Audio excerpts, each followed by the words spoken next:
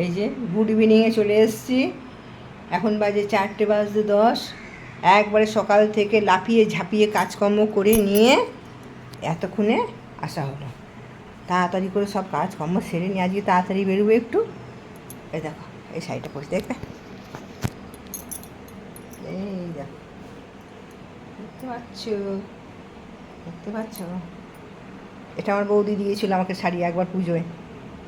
সুন্দর না শাড়িটা? খুব সুন্দর শাড়ি। দেখো আজকে দূরে যাব, বাঘাডাঙ্গার ওদিকে, বাঘাডাঙ্গা এর সাতগেছিয়ার যারা এখানে দেখবে তাই বুঝতে পারবে কোথায়। বাঘাডাঙ্গাতে যাব, ওইখানটায় বেরিয়ে পড়বো। এবার 4টের সময় বেরোবো। পুরো আগে থেকে করে নিলাম, ফিটফাট হয়ে নিলাম। সকাল থেকে খুব কাজে ব্যস্ত ছিলাম আজকে, কাচাকুচি করেছি, সব কিছু করেছি তো করে নিয়ে তারপরে এইবার বেরোবো। 4:10 এখন তৈরি হয়ে গেছি। আসুক ওরা সব একসঙ্গে সব বেরোবো। চলে এসেছি বাঘাডাঙ্গায় মাতৃ সম্মেলন করতে।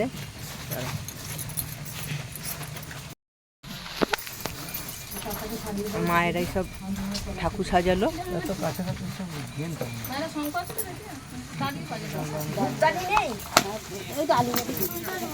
সবাই এসে এখনো পৌঁছায়নি।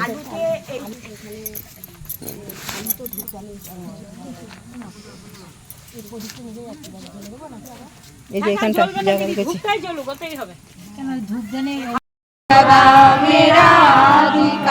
মিলে সব দুয়াই রাধা স্বামী থামকা মনি বেদনা জানাই ऊंचा से ऊंचा देश है और ठिकानी बिना संत पाए नहीं शुद्ध शब्द निशानी राधा स्वामी नाम की मोही महिमा सुनाई विरह राग जगाए हर कोई चुकाई साधु संग करो साधु रस मेरे प्रिया बधाई प्रेम लगा गुरु चरण में मन संतन आई तरफे उठे बे करो रघु कशु प्रिया घर जाई दर्शन रसोई तोरी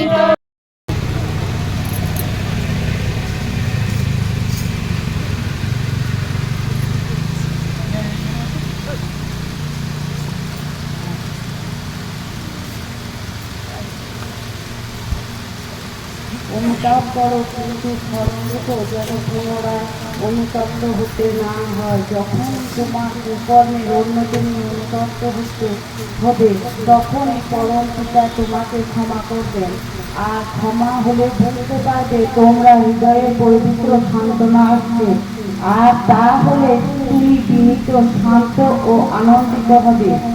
যে অনুতপ্ত হয়েও পুনরায় সেই প্রকার রত হয় বুঝতে হবে সে সত্যই অত্যন্ত দুর্গতিতে পতিত।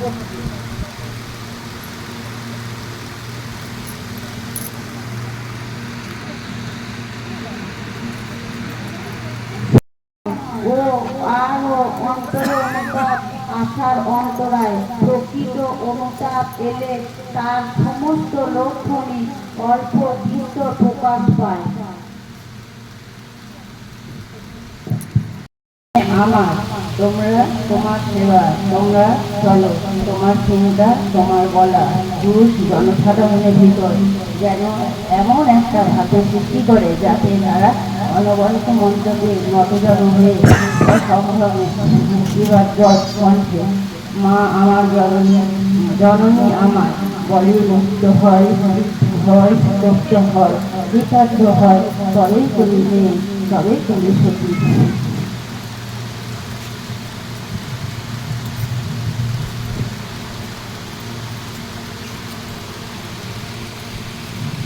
মায়ের মতন তুমি মানুষের মায়ের মতন আপনা হইতে চেষ্টা করো। তাহার কথায় সেবায় ও ভরসায় কিন্তু নেশায় নয়। দেখিবে কতই তোমার হইয়া যাইতেছে।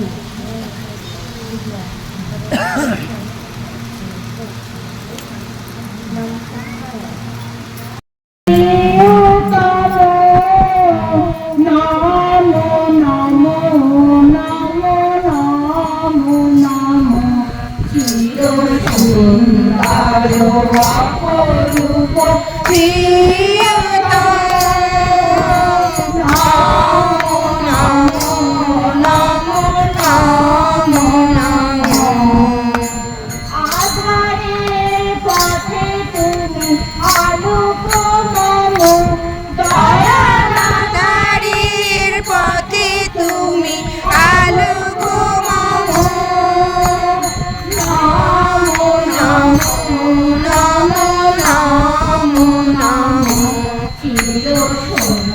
তারো অপরূপ প্রিয়তম নমো নমো নমো নমো নমো জীবনের প্রতিকূলে তুমি অনুকূল সকল ভুলের মাঝে চিরনির্ভুল জীবনের প্রতিকূলের দল তোমরা না জাগি জাগো লক্ষ্মী মায়ের দল তোমরা না জাগিলে মাগো দেশের অমঙ্গল আদ্যা শক্তি তোমরা নারী হয়ো না মা ব্যভিচারী মাগো আদ্যা শক্তি তোমরা নারী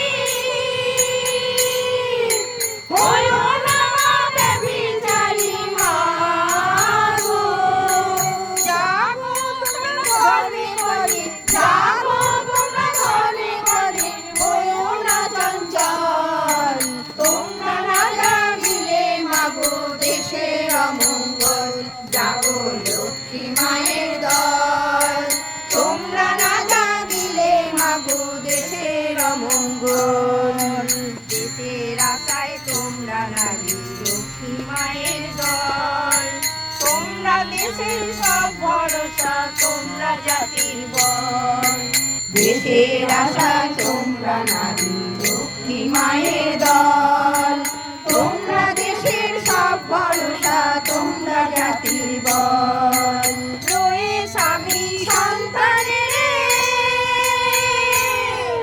ঘরকে যারা সুখী করে মাগো রয়ে স্বামী সন্তানের ঘরকে যারা সুখী করে মাগো পিতা করিছেন প্রেম বিতাড়ন আজি উদিল ভাগ্যসম্পন্ন এসেছেন দয়াল পরম পিতা করিছেন প্রেম বিতাড়ন আজি করিছেন প্রেম বিতাড়ন তারা তুল চরণে লোভিয়া শরণ ধন্য হলো প্রাণমন করিছেন প্রেম বিতরণ আজি উদিল ভাগ্য তপন এসেছেন দয়াল পরম পিতা করিছেন প্রেম বিতরণ আজি করিছেন প্রেম বিতরণ চড়িয়ায় আজি নাম ধরে ঘোর কাল ছিন্ন করি চড়িয়ায় আজি নাম চরণে জানাই কোটি কোটি প্রণাম জগৎ জননী শ্রী বড়বার চরণে জানাই পরম পূজাকর শ্রী বড়দার চরণে জানাই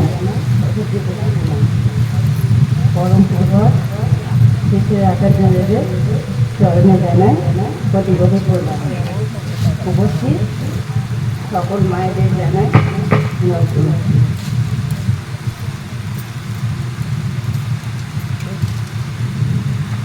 আমরা এখানে মাকে সম্বোধন করতে এসেছি সকল মিলেই এসেছেন খুবই ভালো লাগছে সব মায়েরা আসবেন আমরা যেন একসঙ্গে মিলিতভাবে এইভাবে করতে ঠাকুরের কাজ সাধন করতে পারি এখানে এসে আমাদের খুবই ভালো লাগছে সকলকে জানাই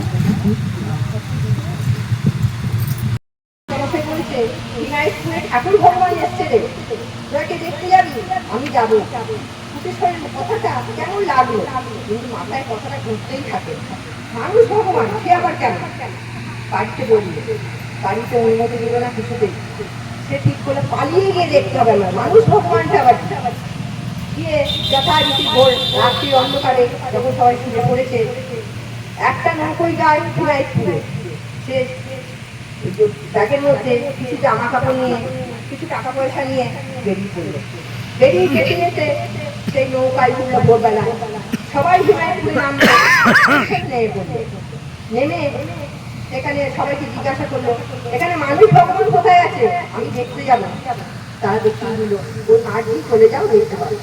যথারীতি রামটি যাচ্ছে, যেতে যেতে আলের মাঝে মাঠের মাঝে অনেকটা গেছে, চারিদিক ফাঁকা। ভাবছে মনে মনে, এবার আমি কোথায় যাবো। এমন সময় দেখলো একটা ছাতিম গাছের তলায় দাঁড়িয়ে আছে এক ভদ্রলোক, সুন্দর সুমোদিত ধুতি পরা। গিয়ে জিজ্ঞাসা করলো, জেঠু আমি ঠাকুর ভগবানকে দেখবো, কোথায়? বললো এগিয়ে যা, ওই চালা ঘরটা দেখতে পাচ্ছিস, ওর মধ্যে দেখতে পাবি মানুষ ভগবানকে। তুইও যা, আমিও যাচ্ছি পেছনে। ঘরের মধ্যে গিয়ে দেখলো, চালা ঘরের মধ্যে গিয়ে দেখলো চক্কার নিচে বসে আছে কিছু মানুষ, আর চক্কার করে বসে আছে সেই রাস্তায় দেখা সেই মানুষ। কি অপূর্ব তার রূপ, গা দিয়ে যেন আলু ফিরতে বেরিয়ে পড়ছে। সঙ্গে সঙ্গে ঘরে ঢোকার সঙ্গে সঙ্গে বললো, কি রে বাড়ি থেকে পালিয়ে এলি? হ্যাঁ, ঠাকুর মানুষ ভগবান দেখেছিস?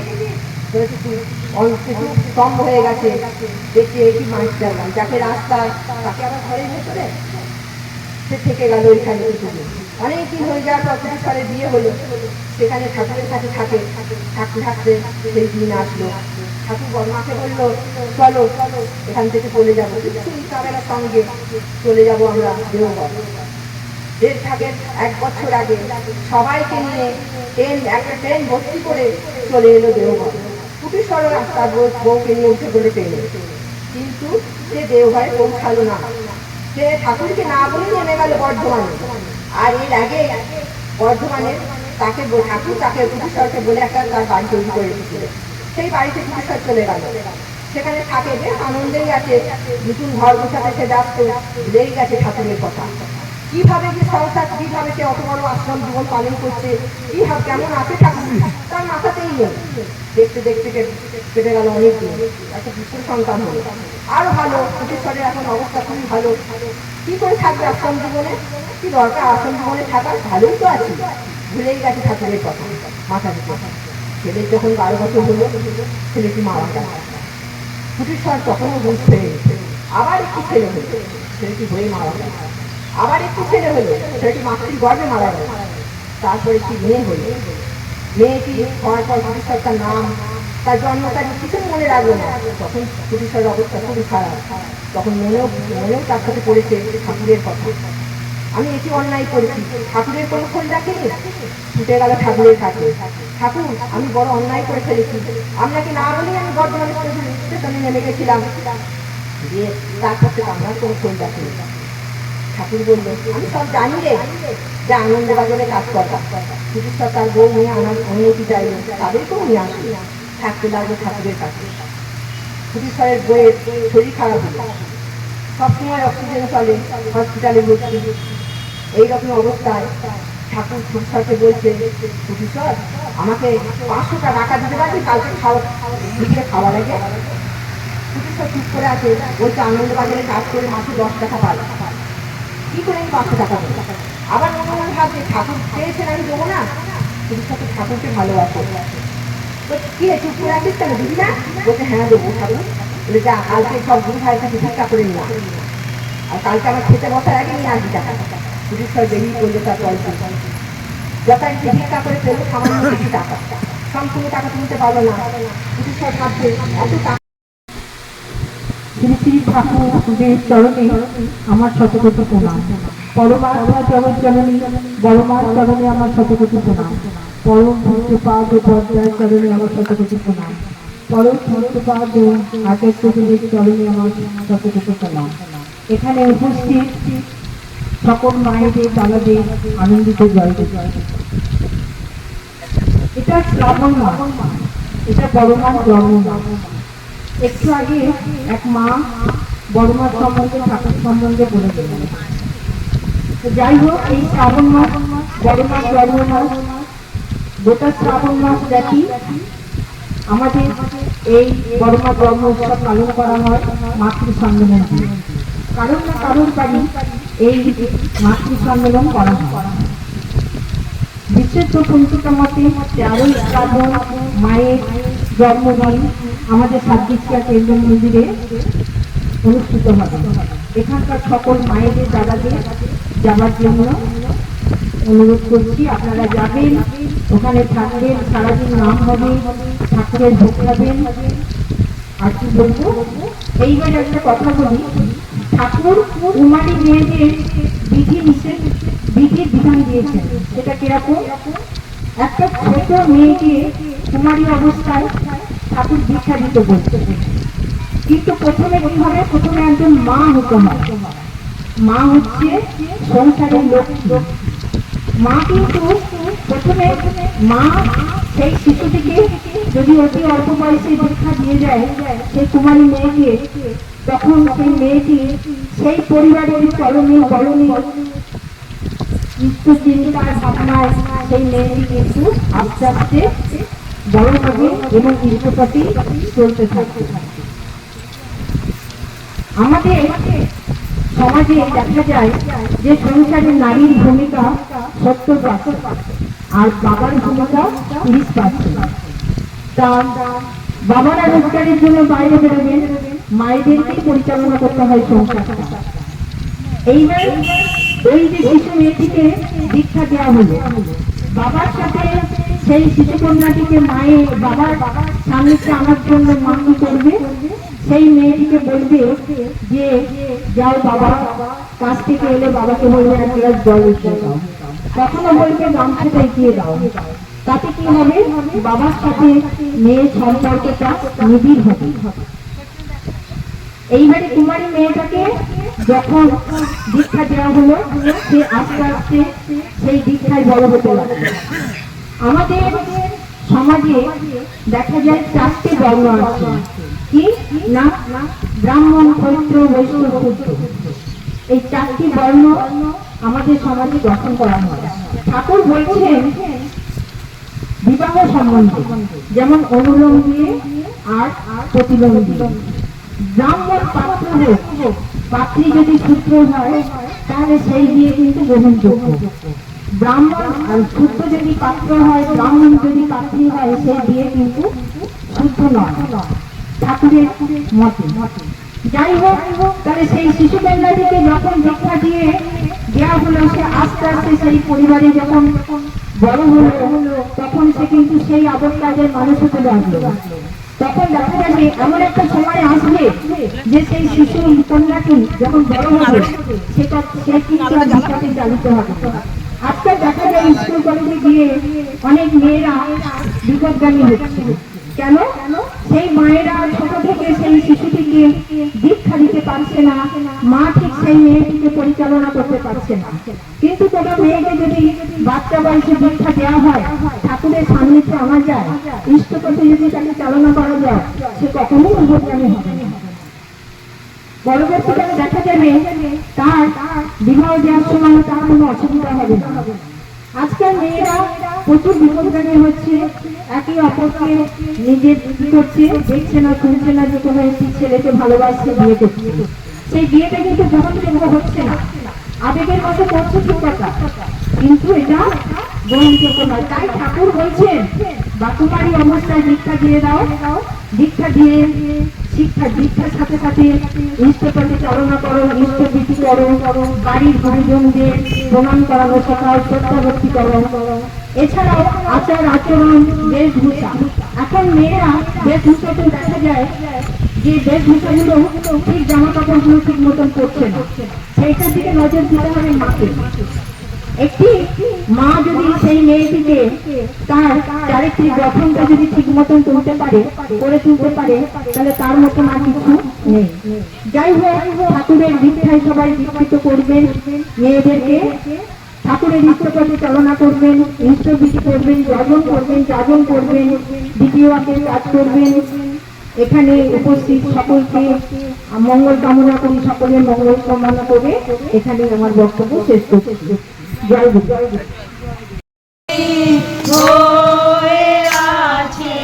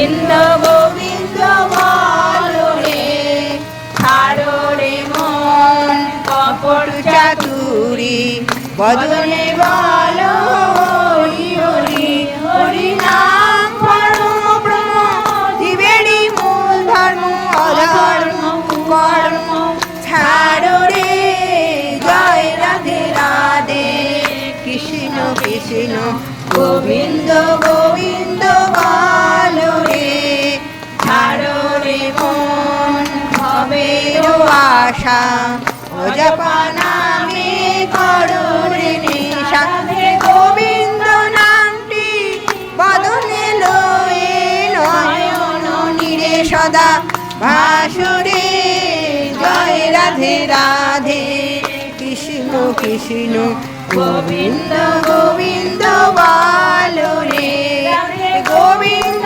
গোবিন্দ গোবিন্দ গোবিন্দ গোবিন্দ বলে সদা চন্দ্র জি কি পরম প্রেমময় শ্রী শ্রী ঠাকুর অনুকূল চন্দ্র জি কি জয়, পরম প্রেমময় শ্রী শ্রী ঠাকুর অনুকূল চন্দ্র জি কি জয়, পরম মাতা জগৎ জননী শ্রী শ্রী বড়মা কি জয়, পরমারাধ্যা জগৎ জননী শ্রী শ্রী বড়মা কি জয়, পরমারাধ্যা জগৎ জননী শ্রী শ্রী বড়মা কি জয়, পরম পূজ্যপাদ শ্রী শ্রী বরদা কি জয়, পরম পূজ্যপাদ শ্রী শ্রী বরদা কি জয়, পরম পূজ্যপাদ শ্রী শ্রী বরদা কি জয়, পরম পূজ্যপাদ শ্রী শ্রী আচার্য দেব কি জয়, পরম পূজ্যপাদ শ্রী শ্রী আচার্য দেব কি জয়, পরম পূজ্যপাদ শ্রী শ্রী আচার্য দেব কি জয়, বন্দে পুরুষোত্তম বন্দে পুরুষোত্তম, বন্দে আর্য বৃত্তিম বন্দে আর্য বৃত্তিম, বন্দে মাতৃগর্ভম বন্দে মাতৃগর্ভম, বন্দে অহং কৃষ্টিগর্ভতম বন্দে অহং কৃষ্টিদৈবতং, বন্দে পুরুষোত্তমম বন্দে পুরুষোত্তমং, বন্দে পুরুষোত্তমম বন্দে পুরুষোত্তমং, বন্দে পুরুষোত্তমম বন্দে পুরুষোত্তমং, পরম দয়াল শ্রী শ্রী ঠাকুর অনুকূল চন্দ্র জি কি জয়। এইখানে শেষ হলো।